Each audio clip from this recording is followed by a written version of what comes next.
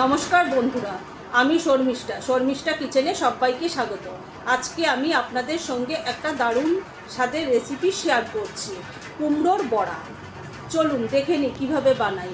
আপনারা তো অনেকেই কুমড়োর ছক্কা খেয়েছেন, কুমড়োর তরকারি খেয়েছেন, শাকেও কুমড়ো আপনারা খেয়ে থাকেন, কিন্তু কুমড়োর বড়া আমি কিভাবে বানাই চলুন দেখে নিই একবার।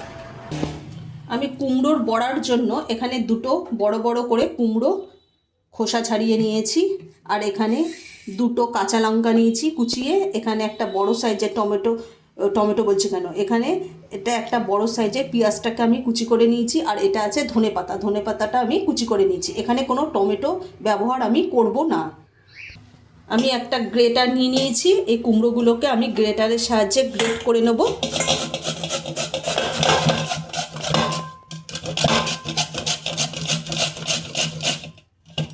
এইভাবেই আমি সমস্ত কুমড়োগুলো গ্রেট করে নেব। এই যে দেখুন কত সুন্দর হয়েছে।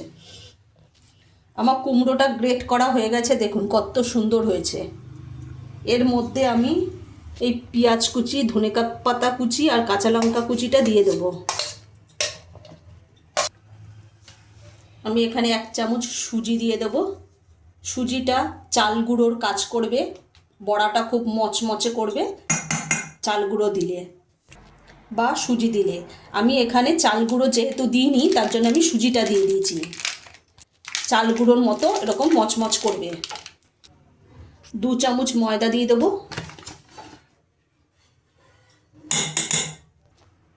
2 চামচ বেসন দিয়ে দেবো।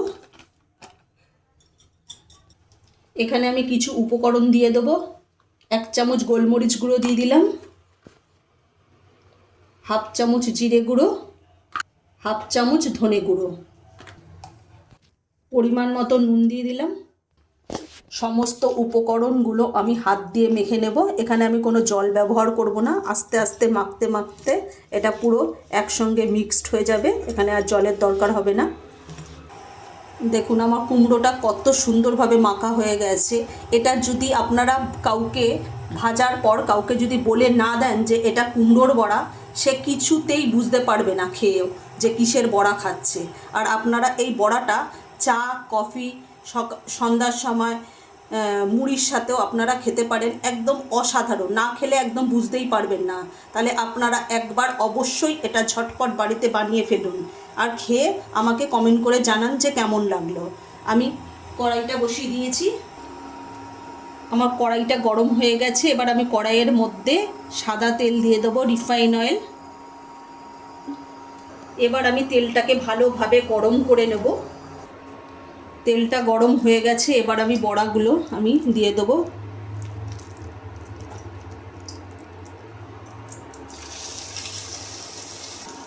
প্রথমবারে আমি 7খানা বড়া দিয়ে দিয়েছি। এবার আমি একদিক হয়ে গেলে আমি উল্টে নেব। আমার একদিক হয়েও গেছে, আমি একটু উল্টে দিই। আমি সবগুলো এইভাবেই আমি উল্টে পাল্টে ভালো করে লাল করে ভেজে নেব। দেখুন কত সুন্দর হয়েছে।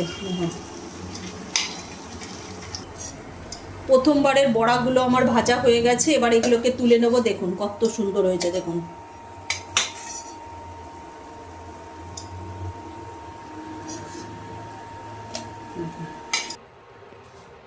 প্রথমবারের বড়াগুলো ভাজা হয়ে গেছে। দেখুন বন্ধুরা কেমন লাগছে, দেখতে কত সুন্দর লাগছে, তাহলে খেতে কতই না সুন্দর হবে। আমার কুমড়োর বড়া একেবারে রেডি, আর আপনারা সহজেই এই রেসিপিটা তৈরি করে নিতে পারবেন। একদম ঘরোয়া আর সহজেই পেয়ে যাবেন, কেন সবার বাড়িতেই কুমড়ো, ধনেপাতা, কাঁচা লঙ্কা, পেঁয়াজ সমস্ত কিছুই থাকে। আপনারা হাতের কাছেই পেয়ে যাবেন, আর এই রেসিপিটা চটপট একবার বাড়িতে বানিয়ে খেয়ে দেখুন। আজকে যদি আমাদের এই কুমড়োর বড়া রেসিপিটা যদি ভালো লেগে থাকে তাহলে লাইক, কমেন্ট, শেয়ার এবং সাবস্ক্রাইব করতে ভুলবেন না। আর অবশ্যই বাড়িতে বানিয়ে খেয়ে দেখবেন।